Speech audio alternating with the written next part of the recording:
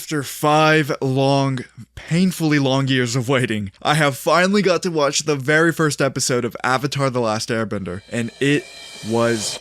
A couple of weeks ago, I received an email from Netflix inviting me to the world premiere of Avatar: The Last Airbender, so naturally I freaked out and said of course I'll go. I got my suit, I flew to LA, got an Airbnb that was way too expensive, and I was ready to go. When I got to the venue, there was a bunch of cool stuff to do. There was an Avatar themed boba truck serving free boba. I got pictures on the red carpet, yellow carpet. I met a bunch of cool people along with the co-creator of Avatar: The Last Airbender, and then it was time to watch the episode itself. The actual experience of watching an episode like this in the theater was phenomenal. I had never experienced a show like that in that type of environment ever. There were people laughing, cheering, yelling, and literally crying. It felt like the emotions were dialed up to an 11 in that room. Again, this was the invite-only premiere. This was not the fan premiere. I know the experience a lot of you guys had in the fan premiere was very different than the one I had here, but this video is about my experience. After the episode finished, I was a little emotional too. In that moment,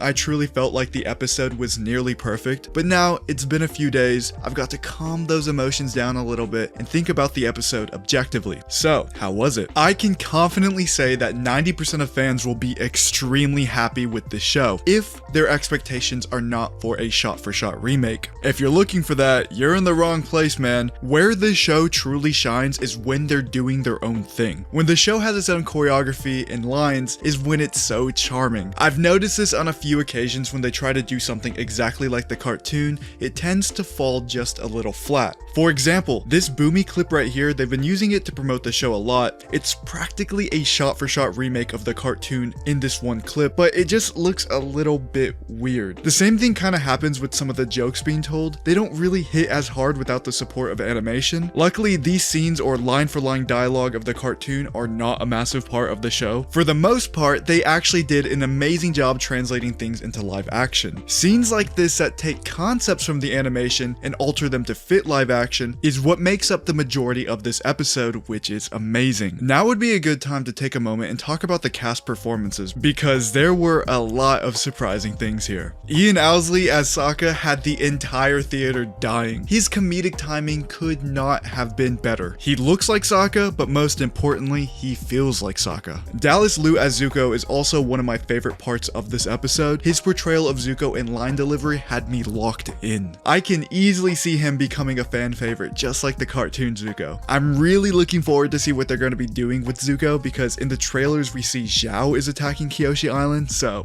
what is Zuko going to be doing? There's no way they're just going to cut Zuko out of this episode entirely. His performances are just too good to just not have him on screen every episode. Gordon Cormier as Aang was easily the most surprising thing to me. The amount of emotion he displayed during a certain scene rivaled some of the cartoon's best moments. Also, the kid is just so adorable. There's this scene where he's calling for Appa and he's screaming his name. He's like, Appa, Appa, have you seen him? My bison. It is so cute. And I'm not exaggerating when I say this. When I looked around at other people as he was saying this line, I saw everyone smiling. That kid is Aang. He's also extremely humble as well. Another YouTuber, Sword and Pen, and I actually met him at the after party, and we told him how great his performance was and how it rivaled some of the cartoon's most emotional scenes, and he was like, I would never want to compare myself to that Aang. He's amazing. I would never want to put myself above or even on his level. And honestly, it was just so heartwarming to see how much he respects the source material. Paul Sung-Young Lee as Iroh. I'm gonna be honest here, I didn't see enough of him to truly judge how I feel. He wasn't really in episode 1 all that much. Like,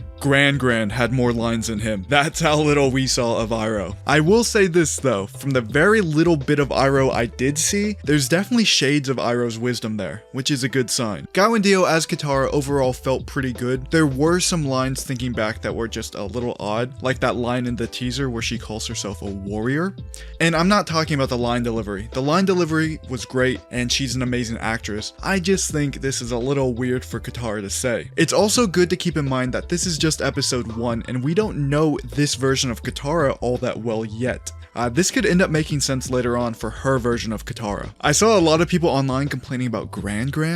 She has a lot of lines in this first episode. Personally, I didn't mind Gran. She kind of just did her job. Gran is the oldest in the village. She probably should know the most out of everybody and be able to provide the most information out of everyone in the village. Gran was okay with me. For the most part, the visual effects were phenomenal, but there were two scenes that I could definitely critique. But I was told they're still working on the VFX and it will be fixed when it releases. As for the Avatar world itself, it was so emotional seeing all of these iconic locations from the animated series in real life. Even though these locations were all CGI, they felt real. It felt like something I could go and see in real life. This is a fantasy series. Making a fantasy series feel real is hard, but they pulled it off. I loved how the backgrounds are always moving. There's trees in the background moving. People are doing stuff in the village. Just because the camera is focused on Aang, Qara, or Sokka doesn't mean the village stops working. There are people always working in the background. They're getting things done. It truly feels real. This was a massive problem in the 2010 movie. There are scenes where the background characters are literally doing nothing in that movie, and it just felt so odd. In particular, the Southern Air Temple really blew my mind. The colors, just seeing people interact with the environment itself,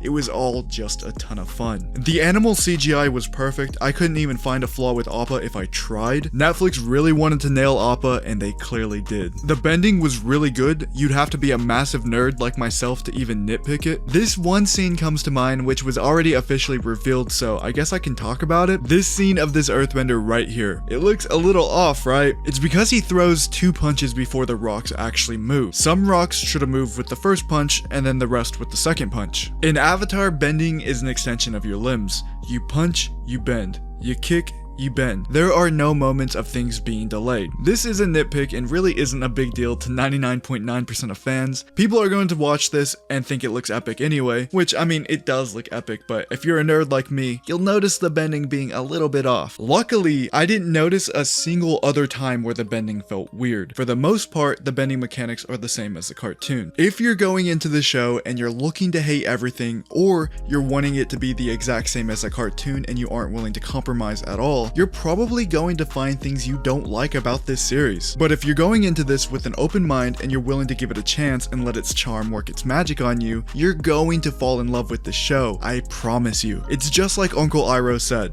if you look for the light, you can often find it. But if you look for the dark, that is all you will ever see.